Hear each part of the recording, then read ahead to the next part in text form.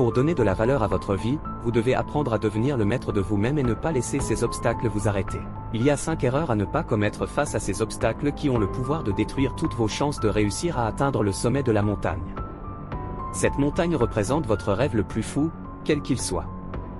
L'objectif des hommes et des femmes les plus sages au monde, comme les maîtres Shaolin, n'est pas d'obtenir de nouvelles choses ou d'améliorer leur statut social, mais c'est d'atteindre un état de clarté mentale qui est appelé l'illumination.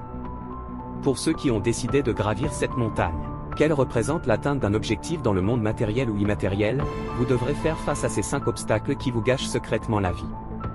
À travers votre évolution personnelle, vous ferez face à des challenges. Ces challenges vous ralentiront et certains d'entre eux vous empêcheront même de continuer et de grimper cette montagne. Dans le temple Shaolin, on appelle ces challenges les 5 obstacles. Les 5 obstacles décrivent différents états d'esprit. Dans ces états d'esprit, il devient très difficile de voir clairement et du coup de prendre les bonnes décisions. Le premier obstacle est appelé désir sensoriel. Le désir des sens apparaît lorsque vous portez votre attention sur quelque chose qui vous donne des émotions positives. Ces émotions positives peuvent provenir de ces 5 portes de votre corps: voir, entendre, sentir, goûter et ressentir. Donc, dans votre esprit, vous êtes en train de grimper cette montagne.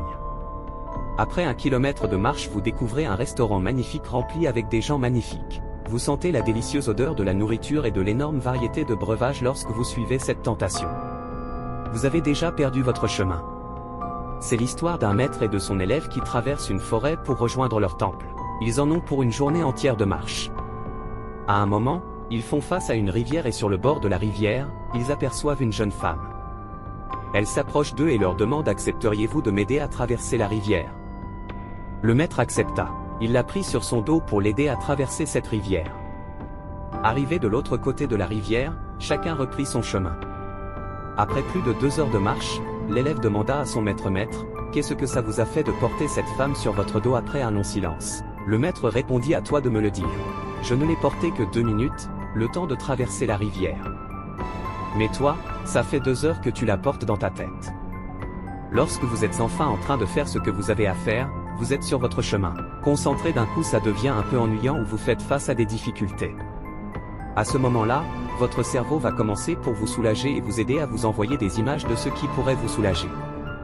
L'idée, ce serait de ne pas s'attacher à ces images et de se dire que si vous êtes là où vous êtes, quand vous y êtes, vous serez plus efficace.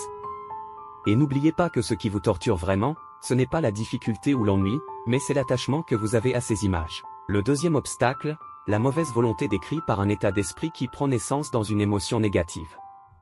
Dans cet état d'esprit, vous avez une aversion, un rejet ou simplement un dégoût contre un objet, une situation ou même peut-être une personne.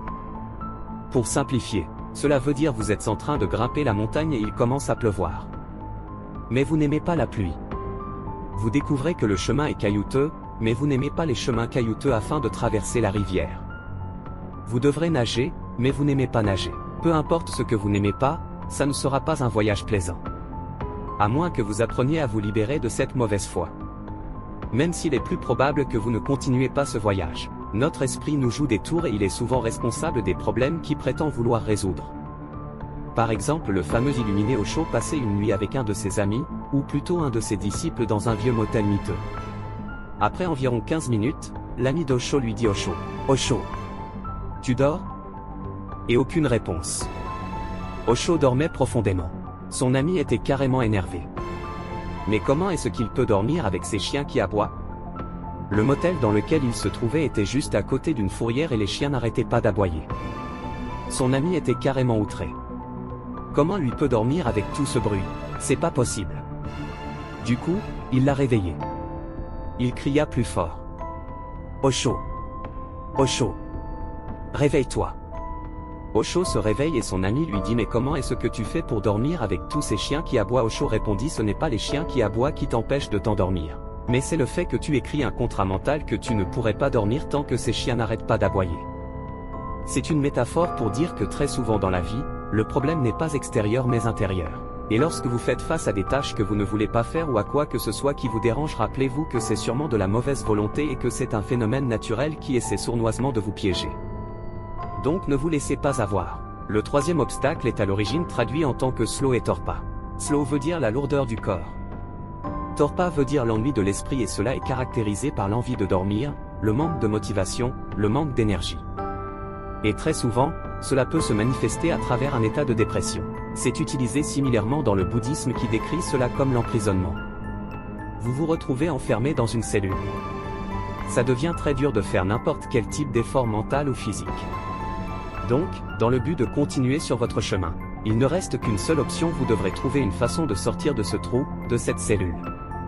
Vous savez déjà que les prisons sont surpeuplées et que c'est un problème énorme.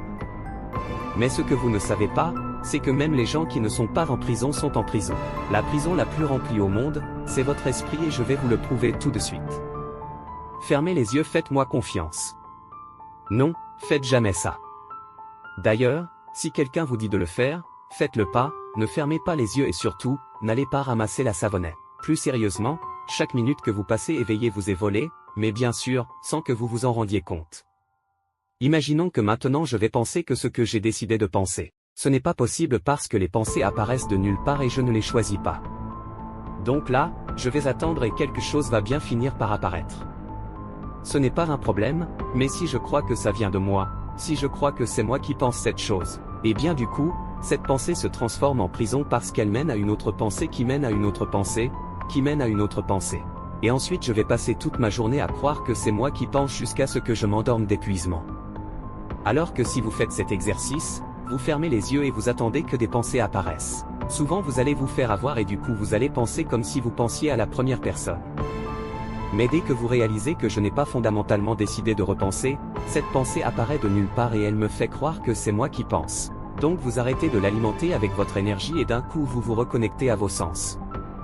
Vous ne finissez pas votre pensée, vous n'allez pas au bout de cette pensée parce qu'il n'y a pas de bout. Vous la diluez comme ça et d'un coup il y a une autre. En moins d'une minute, il y a une autre pensée à laquelle vous êtes inconsciemment en train de vous identifier. Vous vous en rendez compte, vous annulez et vous faites ça 10, 20, 30 fois de suite. Vous allez réaliser qu'en fait votre cerveau essaie de trouver toutes les manigances possibles pour que vous vous identifiez à n'importe quelle pensée. Maintenant, le quatrième obstacle, c'est l'agitation, c'est l'état d'un esprit instable. Un esprit agité s'inquiète soit pour le futur ou voyage dans le passé en rejetant et en repensant à un événement qui s'est produit dans le passé. On appelle ça souvent l'esprit de singe, constamment en train de sauter d'une branche à une autre, incapable de rester pour un instant dans le moment présent. Il y a plein de façons de calmer l'agitation mentale, mais une façon efficace qui est d'ailleurs pratiquée par les moines, c'est simplement de vous mettre comme ça et de marcher lentement. Et lorsque vous posez votre pied gauche par terre, vous dites gauche. Lorsque vous posez votre pied droite par terre, vous dites droite, vous marchez comme ça droite, gauche, gauche. Et ce que vous allez sûrement vous dire en faisant ça? C'est ouais, mais là je perds mon temps à dire droite-gauche, je pourrais penser des choses un peu plus constructives. Mais non, en réalité, vous perdez votre temps. Quand vous pensez en automatique, vous gagnez du temps à apprendre à faire ça. Parce que lorsque vous devrez faire face à une difficulté ou à une tâche ennuyeuse, mais que vous devez faire, vous serez capable de sortir de ce torrent de pensées automatiques pour faire cette tâche. En gros, c'est un entraînement. Maintenant, le dernier obstacle s'appelle le doute, et c'est très proche d'un état d'esprit qui est basé sur l'indécision. C'est très facile dans cet état d'esprit de se perdre dans des pensées. Est-ce que je peux faire ça? Est-ce que c'est le bon chemin? Qu'est-ce que les autres diront? Que se passera-t-il ici ou ça? Votre esprit ne peut plus se synchroniser avec vos propres actions et le résultat, c'est que vous êtes déconnecté avec le but et l'inspiration que vous vous étiez une fois fixé. Quand le chemin est rempli par trop de pensées, le plus souvent vous vous arrêterez à la place d'avancer. Il y a un remède très efficace contre le doute et l'indécision, c'est simplement de foncer tête baissée. Parce que lorsque vous pensez sur une pensée d'une pensée, vous êtes carrément fou.